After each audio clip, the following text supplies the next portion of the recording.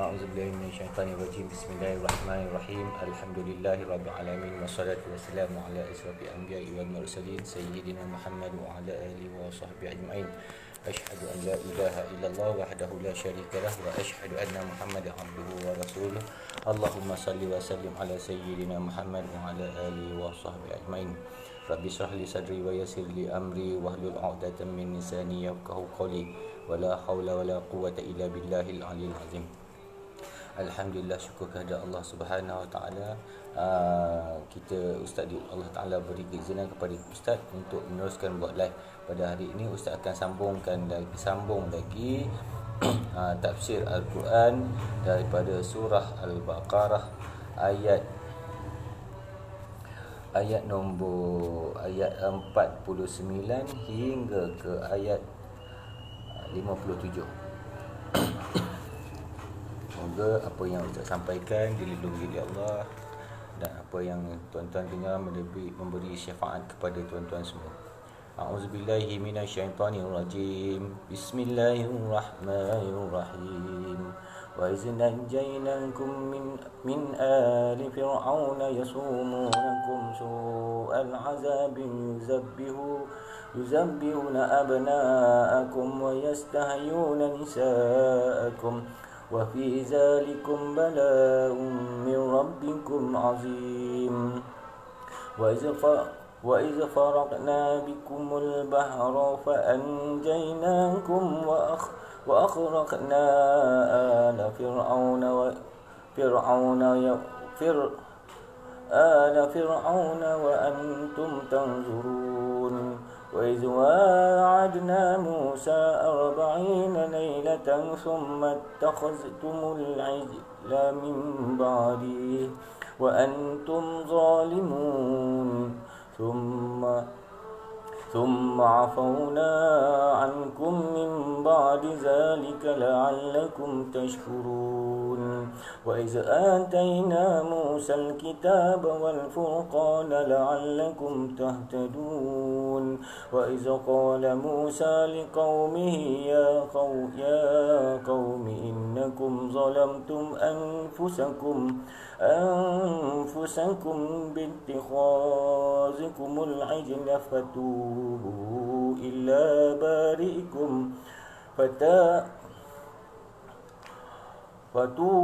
إلى بارئكم فاقتلوا أنفسكم ذلكم خير لكم عند بارئكم فتاب عليكم إنه هو التواب الرحيم. وإذ قلتم يا موسى لن نؤمن لك حتى نرى الله جهرة فأخذتكم الصاعقة وأنتم تنظرون. ثم بعثناكم من بعد موتكم لعلكم تشكرون. وظللنا عليكم الغمام وأنزلنا عليكم المن والسلوى كل من طيبات ما رزقناكم وما ظلمونا ولكن كانوا أنفسهم يظلمون. Daripada ayat 49.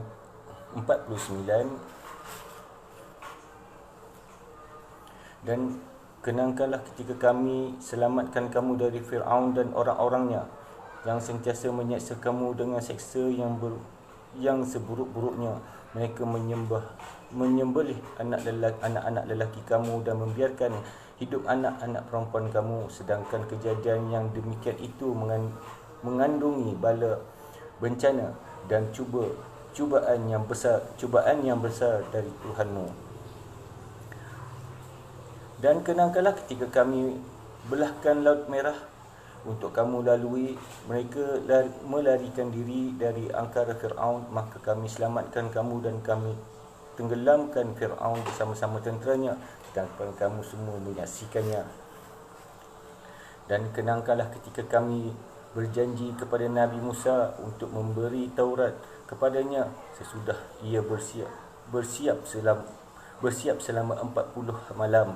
Kemudian setelah ia pergi, kamu menyembah patung anak lembu, dan kamu sebenarnya orang-orang yang zalim terhadap diri sendiri. Kemudian sesudah itu kami maafkan kesalahan kamu supaya kamu bersyukur. Dan kenangkanlah ketika kami turunkan kepada Nabi Musa kitab Taurat dan keterangan-keterangan yang terkandung di dalamnya, dan membezakan di antara benar dan yang salah supaya kamu mendapat petunjuk. Dan kenangkanlah ketika Nabi Musa berkata kepada kaumnya, "Wahai kaumku, sesungguhnya kamu telah menganiaya diri kamu sendiri dengan sebab kamu menyembah patung anak lembu itu. Maka bertaubatlah kamu kepada Allah yang menjadikan kamu, iaitu bunuhlah diri kamu. Yang demikian itu lebih baik bagi kamu di sisi Allah, yang menjadikan kamu supaya Allah menerima taubat kamu itu. Sungguhnya Dialah yang maha pengampun, menerima taubat bagi hamba, lagi maha pengasihani. Dan kenangkanlah ketika kamu berkata, wahai Musa, kami tidak akan beriman kepadamu sehingga kami dapat melihat Allah dengan terang dan dengan mata kepala kami. Maka kerana itu kami disambar petir sedangkan kamu sedang melihatnya. Kemudian kami bangkitkan kamu sesudah kamu mati atau pingsan dari sambaran petir itu supaya kamu bersyukur. Dan kami telah menaungkan kamu dengan awan dari panas matahari yang panas di padang pasir, dan kami turunkan kepadamu manan dan salwa, serta kami berfirman, makanlah dari makanan-makanan yang baik yang kami telah kurniakan kepada kamu, dan tidaklah mereka menganiaya kamu sebab mereka kufurkan nikmat itu, tetapi sebenarnya mereka adalah menganiaya diri mereka sendiri. Daripada ayat 49, Allah Subhanahu wa taala menerangkan bahawa daripada ayat 49, 50, 51, 53, 54, 55, ayat daripada 49 hingga 53, 54, 55. Daripada ayat 55, Allah menerangkan supaya kita mengenang jasa. Jangan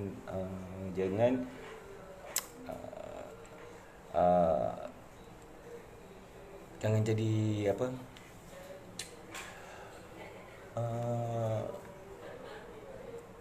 tak kenang diuntung.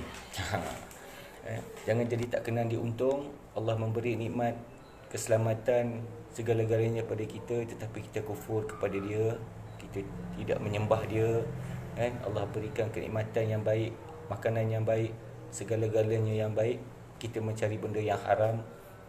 Maka Allah mahu kita kenangkan apa yang diberi, nikmat yang diberikan kepada kita, dan nikmat itu akan disoal di yaumul mahsyar nanti.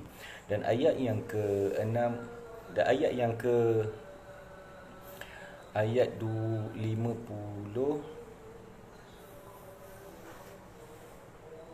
ayat yang ke-54, Allah menerangkan di sini, orang yang menyembah berhala lebih baik mati daripada kamu menyembah berhala. Daripada kamu hidup kufur dengan Allah, kamu ingkar dengan Allah, kamu derhaka dengan Allah kerana kamu menyembah berhala, menyembah tauhid, bukan menyembah Allah. Daripada kamu menyembah Allah, lebih baik kamu mati. Ini juga dalam tafsir juga ada menyebut, kadang-kadang kita lihat bayi-bayi yang belum lagi lahir ke bumi, yang baru lahir ke muka bumi, telah meninggal dunia. Allah tarik cabut nyawa dia. Kerana apa? Kerana Allah tahu jika budak ini hidup di muka bumi, dia akan kufur kepada aku. Ini tafsir sebut, bukan dalam asal. Jadi Allah selamatkan bayi itu daripada kufur. Sebab apa yang dia kata kufur dia macam tu? Orang tuanya tak semayang, orang tuanya berzina, orang tuanya tak tutup aurat, kira orang tuanya fasik lah. Bila disebut orang tuanya fasik, Allah sayang pada budak tu, tak nak jadi tak nak budak anak yang baru lahir tu besar dalam keadaan kekufuran, maka Allah tarik nyawa ni. Ini disebut dalam tafsir. Baik, yang ayat yang 57 mengenai manan dan salwa. Manan dan salwa ni adalah satu makanan yang baik, makanan yang indah, makanan yang bersih, makanan yang suci. Banyak tafsir, bertafsir ulama mengatakan makanan ini daripada yang madu, ada yang mengatakan makanan ini makanan yang datangnya daripada burung yang seperti datangnya daripada syurga apa semua. Jadi kita jangan pening. Cuma kita pegang sekarang manan dan salwa itu adalah makanan yang baik, diberikan kepada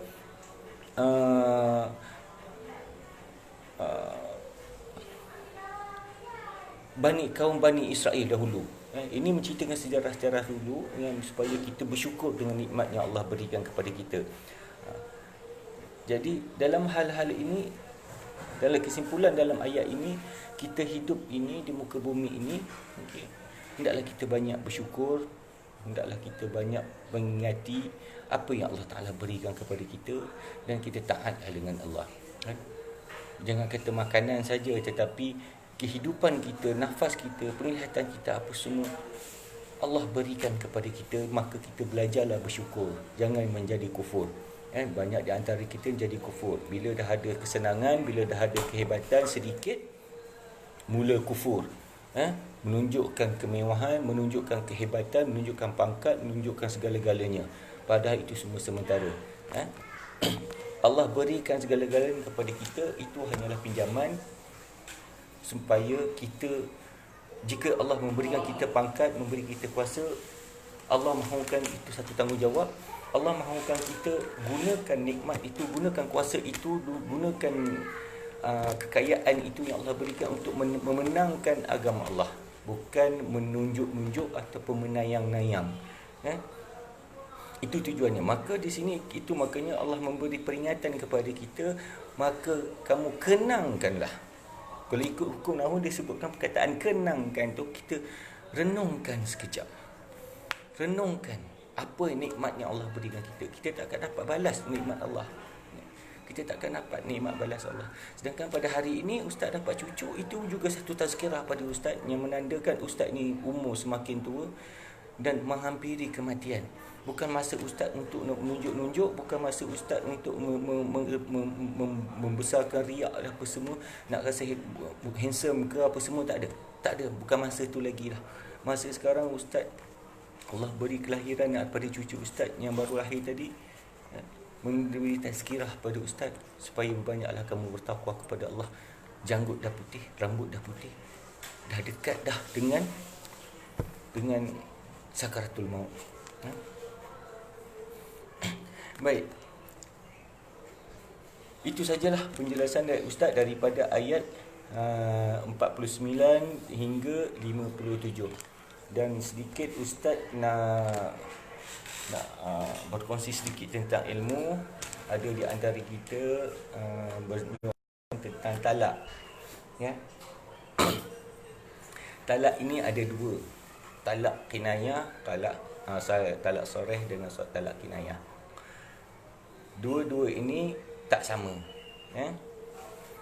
Ada talak yang hampir-hampir bunyinya nak bercerai. Ada satu talak yang bunyinya telah pun jatuh talak. Maka dalam soalan yang banyak terjadi dekat sini, ada puan seorang tanya kat ustaz, kan, jika seseorang itu telah jatuh talak, apabila dia sebut dengan nama Allah, aku tidak mahu kamu lagi, bermakna aku tidak mahu lagi, bermakna dah jatuh talak lah. Mama dia tidak mahu lagi, dia hidup semua dah jatuh talak. Maka bila dah jatuh talak, terikatlah wanita itu dalam 3 kali haid. Dalam aidah, dalam keadaan aidah tidak boleh dia bersama dengan lelaki-lelaki lain. Sebab dalam masa 3 bulan itu, dalam masa 3 bulan, dalam masa aidah itulah, dalam masa aidah itu, bila masa lelaki itu boleh datang merujuk kepada isterinya. datang merujuk kepada bekas isterinya. Ya. Tapi walaupun bekas isterinya tidak mahu lagi bersama dengan suaminya lagi, bekas suaminya tidak mahu lagi, tapi tetap dalam 3 kali haid iddah, kan, masih tidak boleh si isteri sewenang-wenangnya keluar dengan lelaki lain, bersama dengan lelaki lain, apatah lagi bercinta dengan lelaki lain. Dan dalam masa 3 bulan itu masih wajib suaminya memberi nafkah kepada isteri. Jangan kata lepas talak, lepas tangan. Tak ada. 3 bulan itu, 3 kali haid itu wajib si suami, bekas suaminya kena beri nafkah kepada si isteri. Jika kamu tidak beri nafkah, maka jatuhnya berdosa besar. Apabila berdosa besar, mungkin di sini kau tak dapat, mungkin kau tak lepas, tapi di sana nanti dia tuntut. Apatah lagi suami yang jenis kufur dengan Allah. Jadi persoalan itu telah Ustaz kongsikan, kan?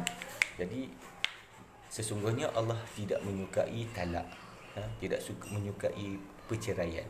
Jadi ada isteri dan jagalah syukur, jagalah anak isteri kita dengan baik, bersyukur dengan nikmat yang Allah Ta'ala berikan. Isteri juga nikmat daripada Allah, tanggungjawab daripada Allah kepada kita. Dengan itu, yang baik itu daripada Allah Subhanahu Wa Ta'ala, dan kelemahan itu daripada Ustaz sendiri. Dengan itu, wabillahi taufiq wa hidayah. Wassalamualaikum warahmatullahi wabarakatuh.